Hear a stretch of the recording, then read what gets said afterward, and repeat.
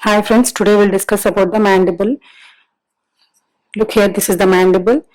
This is the largest and strongest bone in the face, and this is the bone of lower jaw. This is derived from the first pharyngeal arch, and this bone is useful for the mastication. If you see the parts of this mandible, there is a horseshoe shaped body along with right and left rami. This is the mandible seen from the external view, and this is the mandible seen from the inside view. Look here, this is the cut end of the mandible. In this aspect, we'll see the inner surface of the mandible. Now first we'll know about the body of the mandible.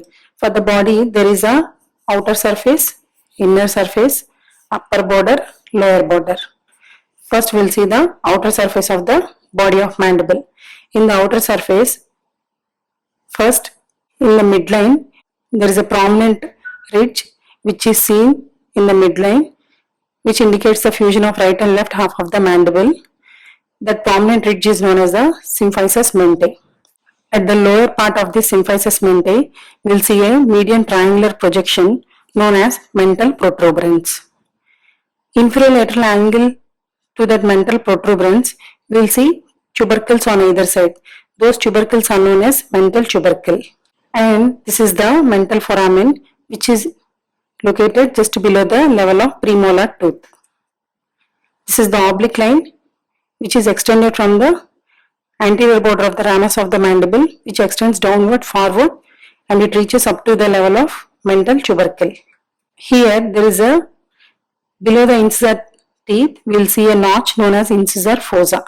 This is about the external surface of the outer surface of the body of mandible. If you see the inner surface of the body of mandible, this is the mylohyoid line which is extended from the last molar tooth. It is a prominent ridge which extends downwards, forwards and reaches up to the genial tubercles. Posterior surface of the symphysis mente, in the inner surface we will see two pairs of genial tubercles, upper pair, lower pair.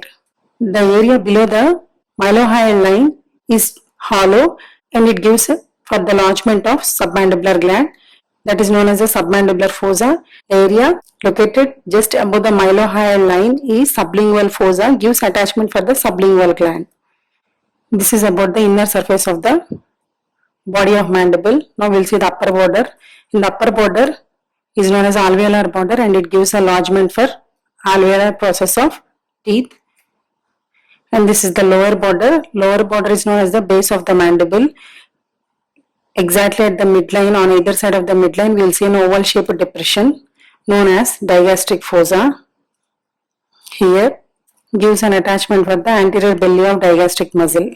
Posteriorly, the space of the mandible is continuous with the posterior border of the ramus of the mandible. At that point, we call it as the angle of mandible. This is the angle of mandible. This base of the mandible for the body will continue as the posterior border of the ramus of the mandible. So, here at this point we call it as the angle of mandible.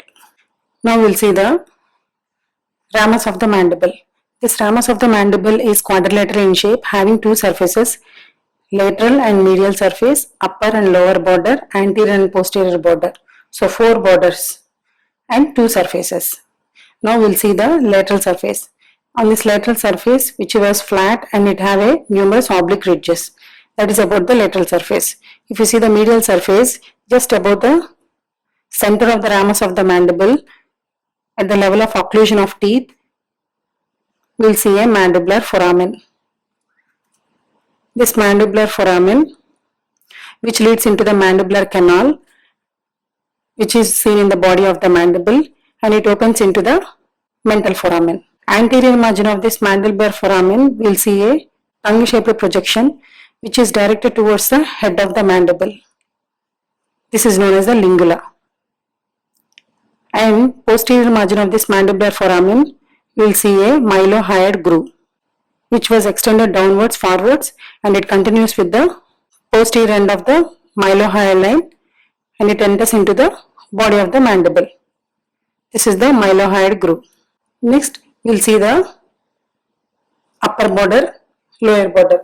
This upper border which was curved on anterior superior part of this ramus of the mandible, we will see a triangular shaped projection known as a coronoid process. If you see the upper border which was thin and it is curved in the middle, known as mandibular notch. Anterior to the mandibular notch, we'll see a triangular shaped projection known as coronoid process. This coronoid process anteriorly is bounded by the anterior border of the ramus of the mandible, posteriorly it is bounded by the mandibular notch. And this is the condyloid body, which was the head of the mandible.